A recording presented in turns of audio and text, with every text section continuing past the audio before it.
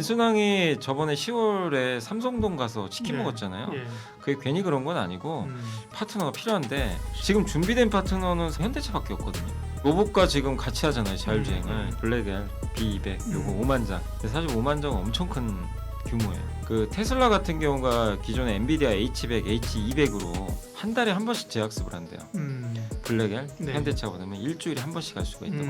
그 성능 차이가 어마무시한 거고 B200 5만 장은 상당한 이제 현대차한테 의미가 있는 30만 원 이상 올라와서 한 6.7배 정도 된대요.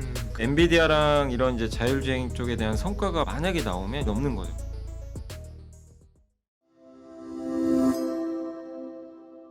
안녕하십니까. 예민수의 경제토크 시작합니다. 오늘은 LS증권 염승환 이사님 만나서 투자에 관한 이야기를 하겠습니다. 어서 오십시오. 네, 안녕하세요. 네. 삼전 하이닉스는 뭐 쭉쭉 가면서 지수를 끌어올리는 그런 국면은 아닌데 돌아가면서 섹터가 가고요. 드디어 못 가던 자동차까지도 네. 그죠. 와, 현대차가 뭐 하루에 3-4% 오르는 게 아니라 얼마 지나면 9% 뭐 그죠 오르는 네, 뭐 10% 가까이. 예, 10% 오르는 그런 국면이 나오는데 자동차주가 오르는 이유는 뭡니까? 네. 일단 사실 뭐 여러 가지로 이제 복합적이긴 한데 네. 사실 이제 제일 컸던 거는 그건 것 같아요. 그러니까 결국엔 엔비디아 블랙엘 B200 요거 5만 장 네. 이제 구매하는 게 아마 곧 들어올 것 같고 그 다음에 지금 그 포티투닷의 송창현 사장이 이제 사퇴를 하게 됐죠. 이제 그분 같은 경우는 그 현대차 그룹의 이제 자율주행을 자체적으로 이제 꾸려가던 그런 분인데 갑자기 사퇴한다고 하니까 네. 시장이 결국엔 이제 이렇게 해석을 한 거죠. 아, 엔비디아랑 손을 잡나 보다. 그러니까 자체적으로 뭐 소프트웨어를 만들어서 하는 것보다는 사실 테슬라 따라가기 쉽지가 않잖아요. 워낙 지금 성능이 좋은 네. 자율주행 시스템을 내놨는데 근데 그거랑 좀 필적할 만한 또 회사 중에 하나가 어쨌든 엔비디아거든요. 엔비디아는 소프트웨어도 있죠. 칩도 갖고 있기 때문에 결국에 현대차가 이제 엔비디아랑 좀 적극적으로 협력하지 않겠냐 이런 좀 기대감이 그러니까 송창현 사장의 사퇴를 계기로 해서 그러니까 그 타이밍부터 주가가 급등해 버리더라고요. 네. 그래서 시장에서는 이 현대차는 사실 아무런 얘기한 게 없거든요. 없는데 이제 시장이 그렇게 해석을 해버린 거죠. 아, 저 사람이 사퇴하는 것 자체는 현대차의 전략이 이제 바뀔 거다. 네. 이 기대감이고 거기다가 그 지난 3년 동안 현대차 그룹이 뭐 현대차 같은 경우 이제 이익이 감소했거든요. 근데 이제 내년에 이익이 좀 증익할 거다. 특히 요즘에 하이브리드가 잘 나가니까 네. 하이브리드 카와 더불어서 또 관세도 낮아졌잖아요. 그러니까 내년 실적 기대가 그 현대차의 좀 고질적인 문제 중에 하나가 도대체 성장할 수 있나? 이 성장 동력, 이 의구심이 많았는데 그렇죠. 네. 그런 돌파구가 맞아요. 보인다. 예. 근데 일단은 엔비디아 손을 잡고 이제 뭔가 좀 돌파구를 찾지 않겠냐.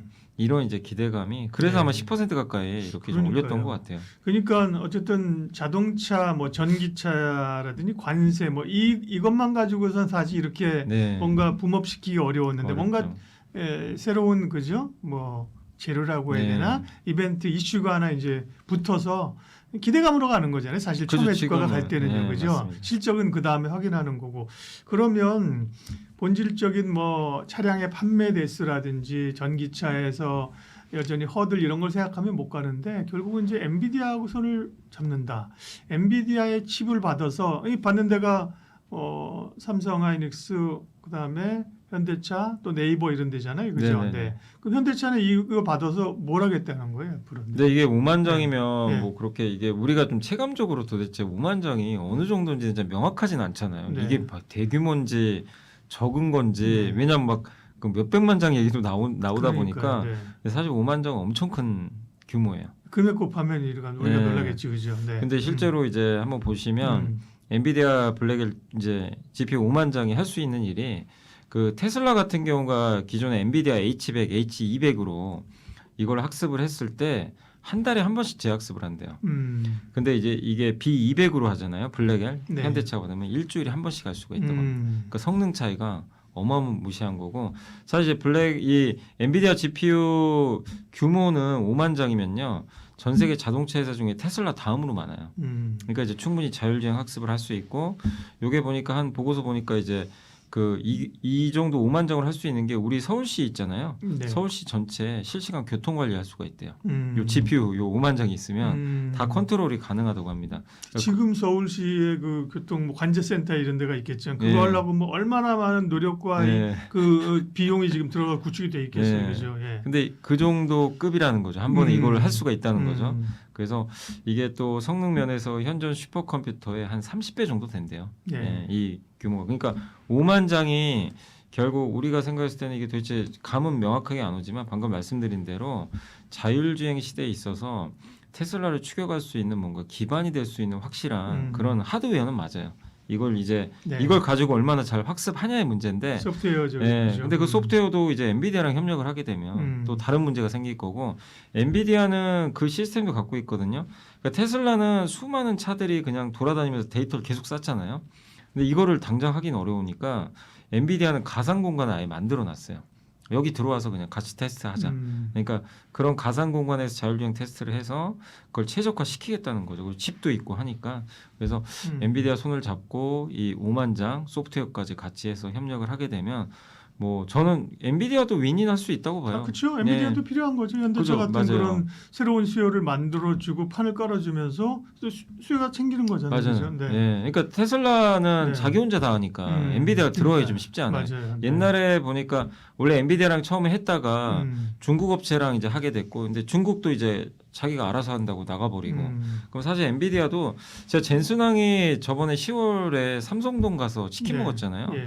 그게 괜히 그런 건 아니고 결국엔 파트너가 필요한데 그렇죠. 지금 준비된 파트너는 사실 전 세계 어딜 봐도 없어요, 사실은. 그렇죠. 완성차 이런 중에. 제조업 기반의 그 준비된. 그 로봇과 지금 같이 하잖아요, 자율주행을. 음. 그러니까 이런 자동차에서는 테슬라하고 현대차밖에 없거든요, 사실. 그러니까 네. 이제 현대차랑 그렇죠. 손을 잡으면 좋고. 근데 아까 말씀드린 대로 송창현 사장이 사임을 하니까 아 이제 진짜 엔비디아랑 손잡나 보다.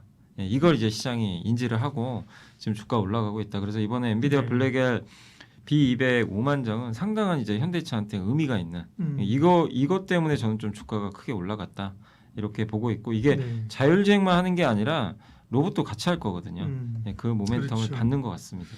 그러면 이제 현대차는 뭐 그동안 밸류에 대해서 막 정말 너무 싸다 했었잖아요. 그죠? 네. 실적이 막 증액되는 것은 아니고 피크아웃 논쟁이 여러 차례 있었지만 그래도 PER이 뭐 5배 뭐 맞아요. 이랬었죠. 네. 이거는 뭐 글로벌 자동차 기업으로서 너무 쌌다. 네. 근데 계속 쌌다 그동안은 그죠? 이제 그러니까요. 모멘텀이 올라오면서 네. 글로벌 그 다른 완성차 업체들 비해서도 PR이 지금 낮다면서요. 그러면 이제 사실은 한 22만 원대에서 순간적으로 30만 원 위로 올라왔는데 그죠? 밸류 책정을 어떻게 해야 될까요? 현대차? 지금 오늘 보니까 예, 그리고 30만 원 이상 올라와서 한 6.7배 정도 된대요. 그래도 싼 거죠. 네. 평균이 전 세계 자동차 평균 그 수치가 나온 게 있는데 봤더니 8.8배래요. 예. 8.8배니까 아직도 최소 30-40% 올라갈 여지는 있어요. 그러니까 저는 이번에 평균까지 한번 찍지 않겠냐.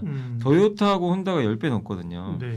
그리고 아시겠지만 테슬라는 200배가 넘어요. 근데 테슬라 쫓아갈 수는 없고요. 그렇죠. 예, 그러니까 적어도 한 8배 후반까지는 갈 것 같고, 근데 이게 이제 엔비디아랑 이런 이제 자율주행 쪽에 대한 성과가 만약에 나오면 10배 넘는 거죠. 그때는. 10배면 40만 원이요? 예, 40만 원도 넘을 수 있죠, 충분히. 예.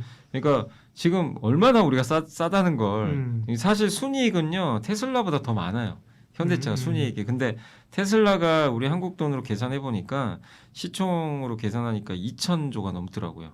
2,000조 원. 예. 그러니까 지금 현대차 60조거든요. 시총 너무 차이가 비교가 안 되는 거죠. 비교가 안 예, 되죠. 예, 예. 근데 그거는 여러분도 아시겠지만 테슬라를 바라보는 시각은 피지컬 AI 얘는 잘할 것 같다. 예. 현대차가 성공할까? 과연 이제 중국은 뒤에서 막 쫓아오는데 테슬라 따라갈 수 있나? 이 의심을 하니까 못 올라간 건데 어쨌든 이제 엔비디아랑 같이 젠슨항과 협력을 해서 뭔가 좀 결과물이 나온다면 밸류는 PER 10배 이상은 가지 않겠냐. 그리고 어쨌든 또 내년에는 이익도 증가하니까 네. 그래서 지금 PER 이제 6.7배니까 사실 코스피가 10배 넘잖아요. 그렇죠. 그거 생각하면 아직도 뭐 비싸다고 절대 할 수 없는. 네. 그러니까 지금은 약간 이제 재평가로 좀 가는 단계가 아닌가 이렇게 보고 있습니다. 네. 아니 현대차 그룹이 우리도 로보틱스와 이런 미래 성장 산업을 그룹의 핵심 축으로 갈 거예요. 이 한마디만 하면 10배 가는 건 일도 아니죠. 그거는 진짜 10배, 네. 15배 갈 수 있는데 참 테슬라처럼 못 가는 거는 어떻게 보면 또 이게 테슬라는 사실 후발 업체잖아요. 그죠. 그다음에 일론 네. 머스크가 우린 자동차에서 아니다 뭐 네. 할 정도로 많은 꿈들을 벌리는데 자동차에 대한 확고한 이 제조업 기반이 있기 때문에 오히려 그런 성장성의 가이드를 못 주는 것 같죠. 좀 아쉬움이 좀 있어서 하는 얘기예요. 제가 제 네, 말씀. 물론 이제 네. 그런 부분이 있죠. 왜냐하면 자동차라는 게 이제는 내연기관은 예. 결국 없어질 거잖아요. 그러니까요. 이제 전기차로 넘어갈 거고. 그리고 자율주행 시대가 오면 이 테슬라의 그 완전 자율주행 보신 분들 아시겠지만 그냥 압도적이거든요. 저런 차가 돌아다니면 누가 쫓아가겠어요, 그 차를. 그러니까 옛날에 애플 아이폰 나오고 다 망해버렸잖아요. 삼성 갤럭시 혼자 남고. 근데 그런 일이 자동차에도 벌어지지 말란 법이 없으니까 지금 돈 많이 벌면 뭐 하냐 이거죠. 그렇죠. 이 의심인데 근데 저는 어쨌든 지금은 이제 그건 지나간 일이 됐고 현대차가 그래도 몇 년 전부터 정의성 회장 아래서 준비를 안 한 건 아니에요. 티가 많이 안 났을 뿐이죠. 뭐 시간이 걸리잖아요. 그리고 뭐 여기에 올인할 수도 없는 거고 그렇죠. 자동차도 만들어야 되는데 그래도 그 결과물들이 조금씩 나올 것 같고 특히 보스턴 다이내믹스 인수는 되게 잘했던 것 같아요. 예, 당시에 잘했고 지금 보스턴 다이내믹스도 어쨌든 이제 본격적으로 이제 양산에 들어갈 것 같고 특히 현대차가 좀 로봇에서 좀 잘할 수 있다고 저는 생각하는 것 중에 하나가 결국 이 밸류체인이거든요. 중국이 밸류체인 다 갖고 있는데 중국 대체할 밸류체인 중에 하나가 한국이라고 보는 게 그 로봇 부품이요 자동차 부품과 유사하대요. 되게 이 모터라든가 이런 거 관절의 액추에이터 같은 게 뭐 감속기 이런 것들이 다 대부분 자동차에 쓰이는 것들이에요. 근데 물론 이제 이걸 로봇용으로 만드는 건 조금 어려울 수는 있지만 그래도 기반 자체가 그쪽에서 탄생한 거거든요. 예. 그 현대차가 하기 되게 유리하고 현대차는 수직 계열화가 돼 있으니까 네. 그러니까 그런 부분들은 유리한 것 같습니다.